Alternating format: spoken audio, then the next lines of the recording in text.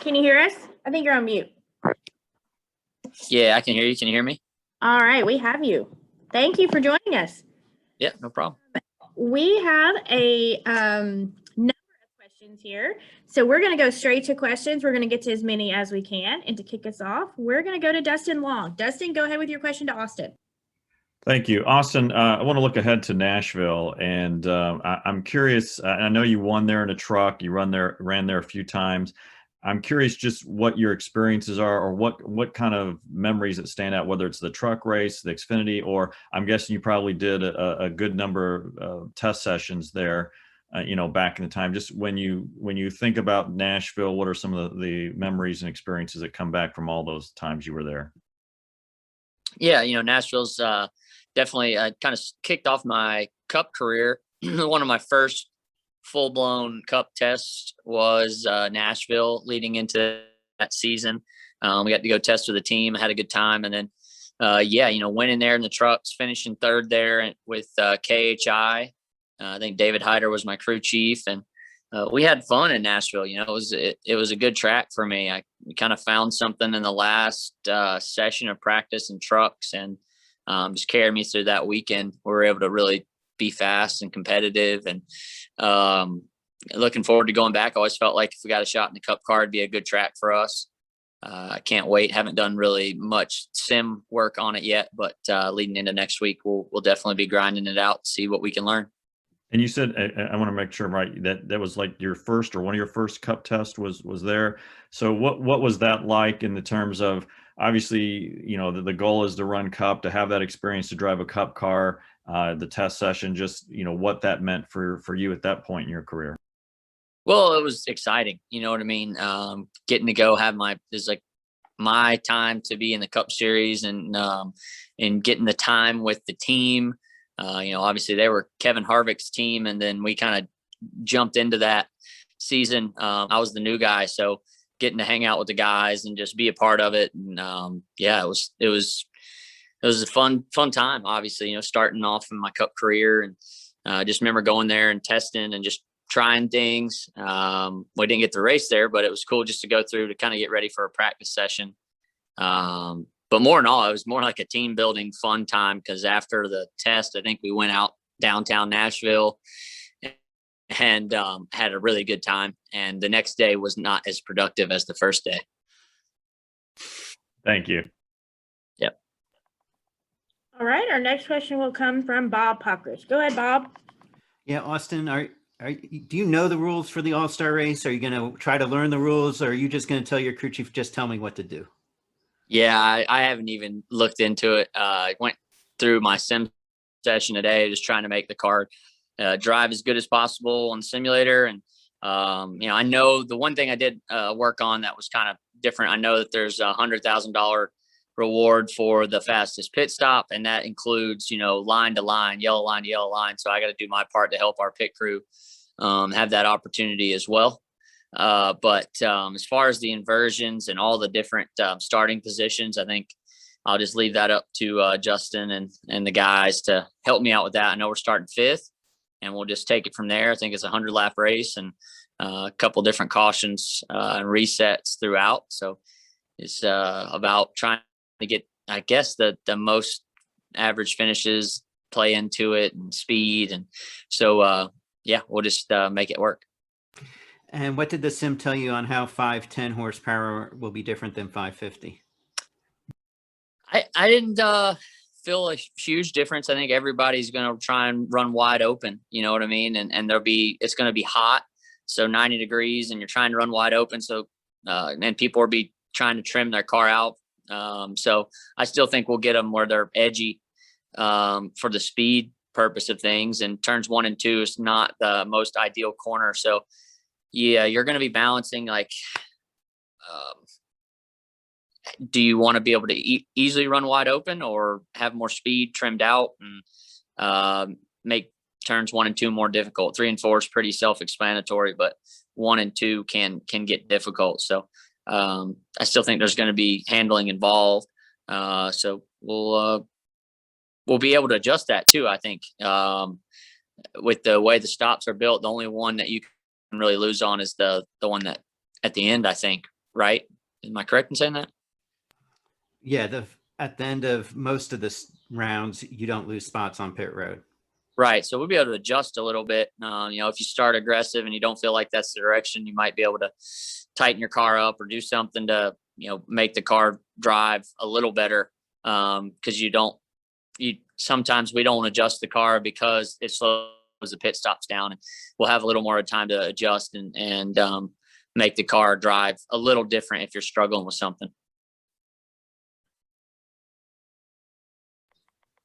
All right, our next question is going to come from Mike Solarte. Go ahead, Mike. Hey, Austin, question for you just on a personal side, and apologies for the dogs because I think the mail is being delivered. The fact that you guys have to hit the road for the All-Star race as opposed to being home for the traditional 2 weeks the way it used to be, and I know it was a road, it was in Bristol last year, so it was a trip, but do you prefer the old 2 weeks at home option and being able to run 2 races at Charlotte as opposed to, kind of being on the grind like you guys are all season long? It's definitely nice being at home. You can't knock being at home. I like that the All-Star race moves around. Maybe we can move the All-Star race around in North Carolina. We got some other short tracks that are around here. You got Rockingham, North Wilkesboro. A lot of those places could get cleaned up and go for a fun All-Star weekend. Some of these old short tracks, I think NASCAR needs to go to more short tracks. I see that we're going to more road course races. I'm okay with that, but I think we could probably do 3 to 4 road course races and add 3 short tracks instead of adding road course races. And that's my opinion. I think it's more fun to watch personally. Thanks, Eddie. Okay, our next question will come from Mark Garrow. Go ahead, Mark. Kind of stole my one question about how you felt about going to Texas for the All-Star race. This is the first time there. I know you just talked about wanting to have it moved around, but your thoughts about going to Texas for this race? Well, I think we couldn't pick, we obviously won Texas last year. So going to Texas for the All-Star race, we're pretty confident. We feel like we got it set up that we get in the right place in the track that we can win with. So the confidence is high, and a chance to win $1 million is, you don't get those very often. So we're locked in the race, and we're headed down there. We might as well go ahead and take some money home after the trip. So I'm looking forward to it. We're going down there for one reason. That's to win $1 million. And that's pretty cool. You don't get those opportunities very often. It's a track that we've won at. My other question regarding Nashville, to me, it's kind of an interesting mix. No, there hasn't been a cup race, but cup teams tested and tested and tested and wore that place out. So there is a little bit, somebody's got, at least there's a few people with a notebook. What kind of race do you anticipate at Nashville Super Speedway? Well, I talked to Kurt because I think he did the NASCAR test for Chevrolet, and he was a bit concerned about tires being able to last just because the concrete had some edges that it had created over the years, just not being raced on. That the edges weren't really knocked down, kind of like when we go to Dover and Bristol where we're racing on it polishes the track, where Nashville seemed to have really was tough on the tires when they were testing. So looking forward to seeing when we get all out there, all that rubber getting laid down. I'm assuming it's going to lay a ton of rubber down after the practice sessions, so it could change. But I think what's cool, what I enjoyed about Nashville is people fought for that bottom line, and you really had to be disciplined and not miss your exit leaving the corner at Nashville. The car that rotated the most was pretty good. So yeah, I'm looking forward to it. It was a good track, like I said, for us in the past. And I did get the test there a long time ago. And we'll look at some of the notes. I've already looked at my truck stuff. I think we've got the Xfinity or Nationwide notes, Xfinity notes as well.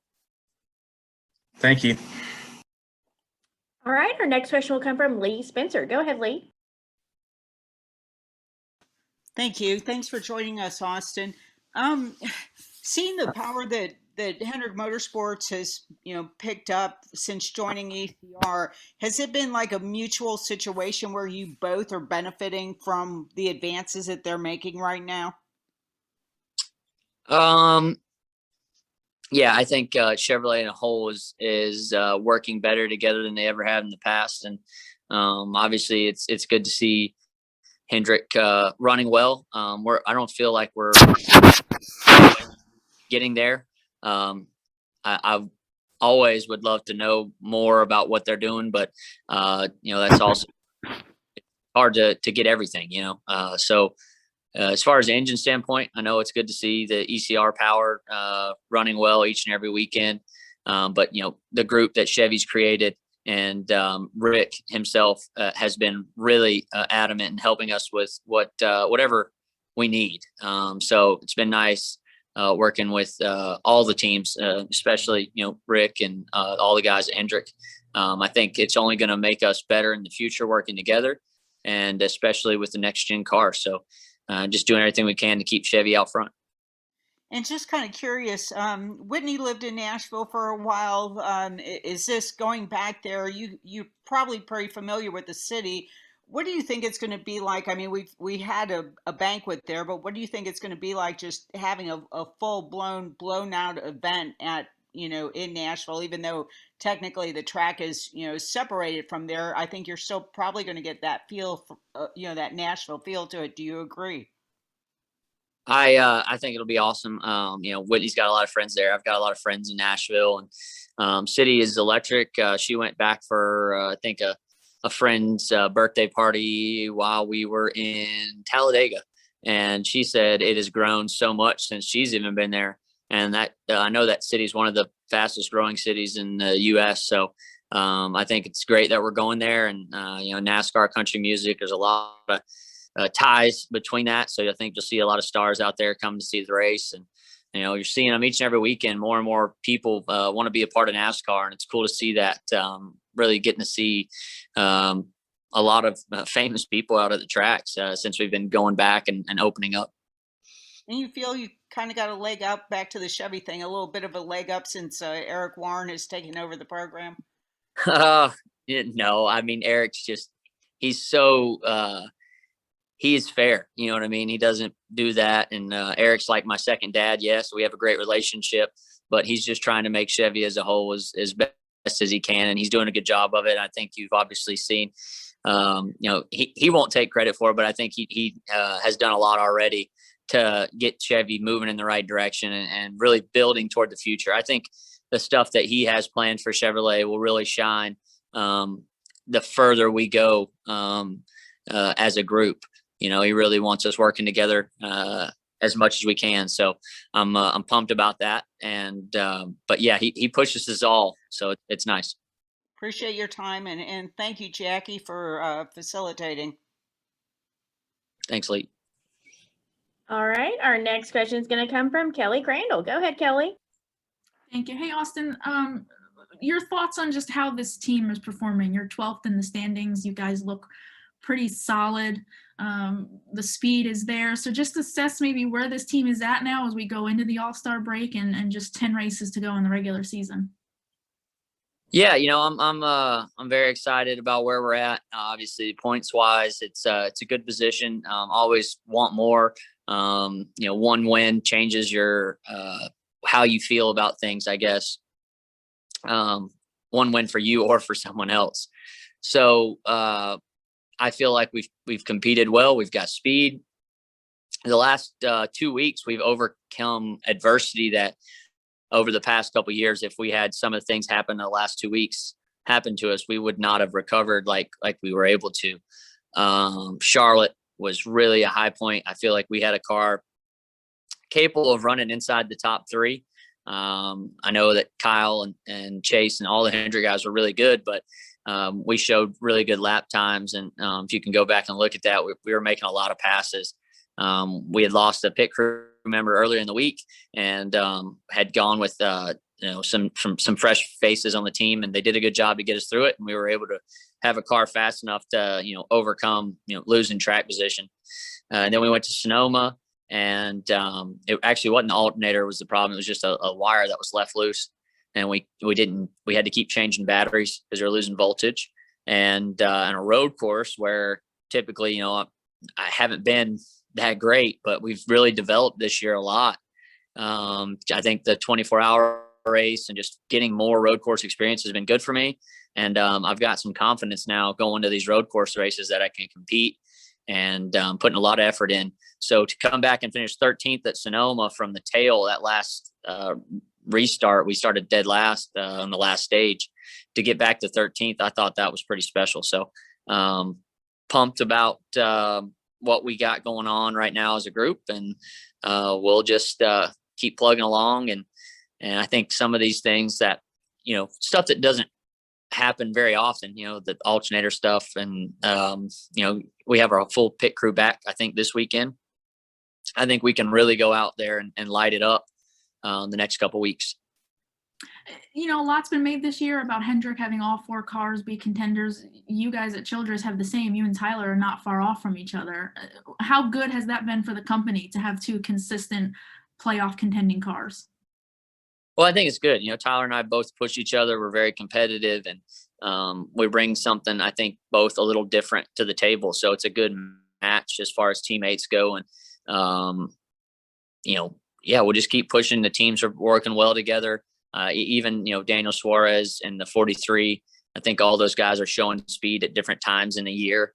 And it's been good, you know, to see that out of our camp. Okay, our next question is going to come from Cole. Go ahead, Cole. Thank you, Amanda. Hey, Austin.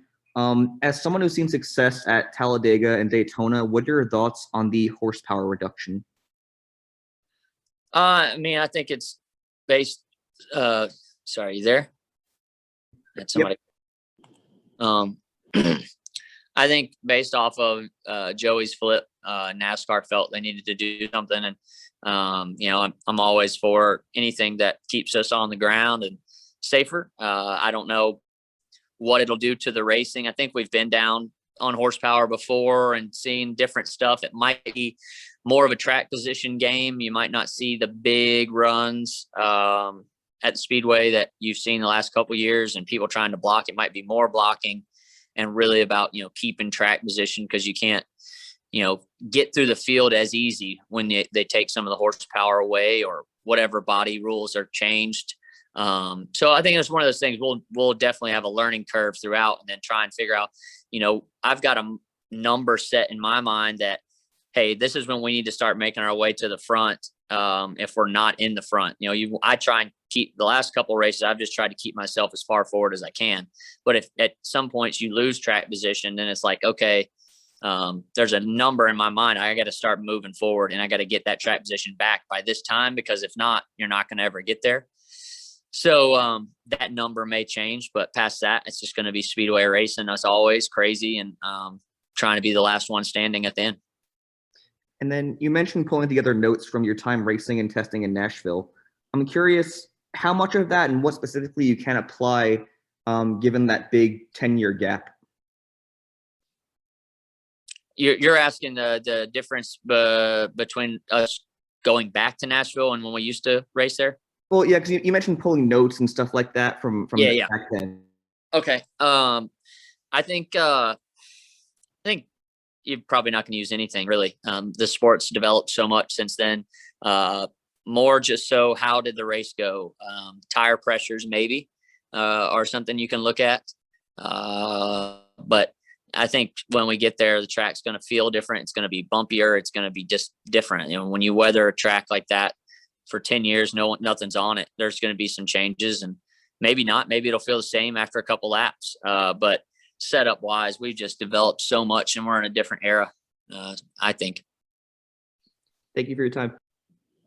All right, Austin, thank you so much. I need to let you go to hop to another interview, but thank you for joining us. We really appreciate you spending some time with us. Yeah, no problem.